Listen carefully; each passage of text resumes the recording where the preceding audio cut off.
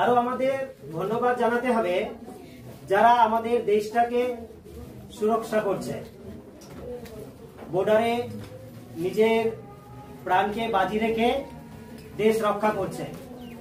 সেই দেশমাতার সন্তানদের আমি আমাদের তরফ থেকে, গোটা ভারতবাসীর তরফ থেকে প্রণাম এবং সাধুবাদ জানাই। আজকে 15ই আগস্ট স্বাধীনতা দিবস। এই দিনটি একদিনের কর্মের ফল না, দীর্ঘ 190 বছর আমাদের এই দেশটাকে ইংরেজরা পরাধীন করে রেখেছিল। সেই পরাধীনতার শিকল ছেড়ে 1947 সালে 15ই আগস্ট স্বাধীনতা অর্জন করি, স্বাধীনতা পাই। আমরা এই 15ই আগস্ট পালন করার পর এই যে পতাকা উত্তোলন করি, এই পতাকাটা টোটাল নকশা তৈরি করেছিলেন একজন কেরালার সৈনিক, যিনি সেই সময় দেশ স্বাধীনতার সৈনিক ছিলেন। তিনি হলেন ভেঙ্কাইয়া, বেঙ্গালি ভেঙ্কাইয়া। তিনি এই স্বাধীনতা দিবসের পতাকাটা সঠিক ডেকোরেশন করেন, যেখানে 3টা বর্ণ বা 3টা কালার দেওয়া হয়, রং দেওয়া হয়েছে। সবার উপরে যে রংটা আছে সেটাকে বলে গেরুয়া রং। এই গেরুয়া রং জানিস কার প্রতীক? এই গেরুয়া রংটা হলো বীরত্বের প্রতীক। বীরত্ব বুঝিস? সাহসী।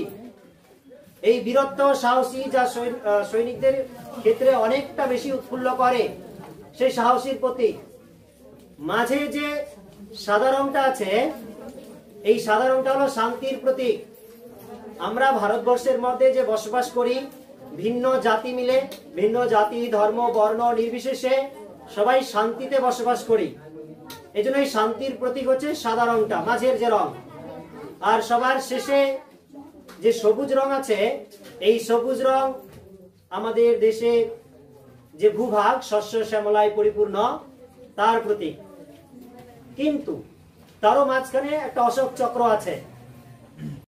এখানে 24টি কাঁটা রয়েছে। লক্ষ্য করেছিস কোনোদিনও? না, 24টি কাঁটা রয়েছে।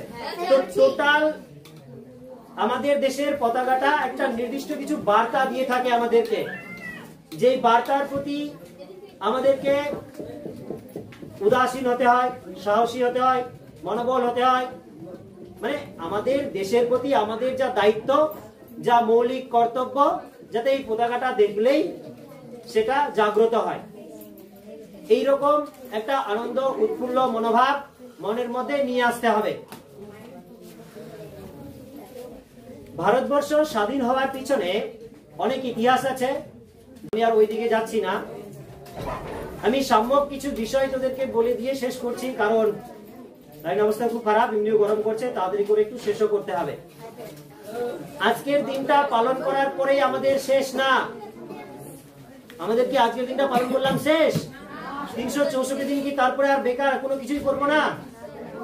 একদিনেই 365 দিনে শুধু একদিনেই দেশটাকে ভালোবাসবো বা দেশটার প্রতি আমাদের মনোভাবটাকে জাগ্রত করব? না, প্রতিদিন আমাদেরকে স্বাধীনতা পালন করতে হবে। তার জন্য আমাদের করণীয় কি?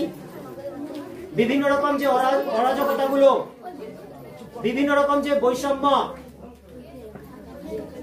বিভিন্ন রকম জাতি বিচ্ছেদ থেকে শুরু করে যা কিছু আমাদের সমাজটাকে নষ্ট করে, সেগুলোর প্রতি রুখে দাঁড়াতে হবে, প্রতিবাদ করতে হবে, যা থেকে আমাদের সমাজটা সুস্থ হতে পারে, ক্যান্সার মুক্ত হতে পারে, আমরা যাতে সামনের দিকে আরো ভালোভাবে এগিয়ে যেতে পারি।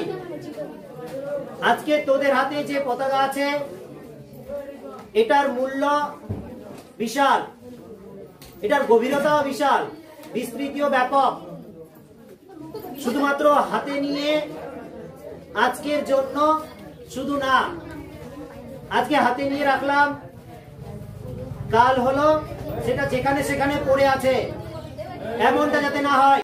পতাকাটা শুধু আজকে নিয়ে নিলাম, লোক চলতি রাস্তা দিয়ে যাচ্ছি, দেখিয়ে যাচ্ছি আমি দেশটাকে খুব ভালোবাসি, আমি পতাকাটাকে খুব ভালোবাসি, কিন্তু কালকে দেখছি যে ডাস্টবিনে পড়ে আছে, কালকে দেখছি রাস্তাঘাটে পড়ে আছে, যেখানে সেখানে পড়ে আছে। এটা যাতে না হয়। পতাকাকে সঠিক সম্মান মতো একটা জায়গায় রাখবি, তোদের পড়ার টেবিলে ভালো মতো রাখবি, যাতে প্রতিদিন পতাকাটা দেখে আমাদের মনে আমি যে কথাগুলো বললাম এগুলো যাতে মাথায় আসে, চিন্তা ভাবনা আসে। সমাজটাকে উন্নত করার জন্য আমাদের যে কর্তব্যগুলো যেগুলো সেগুলো যাতে আমরা করতে পারি, এরকম একটা মনোভাব নিয়ে আসতে হবে।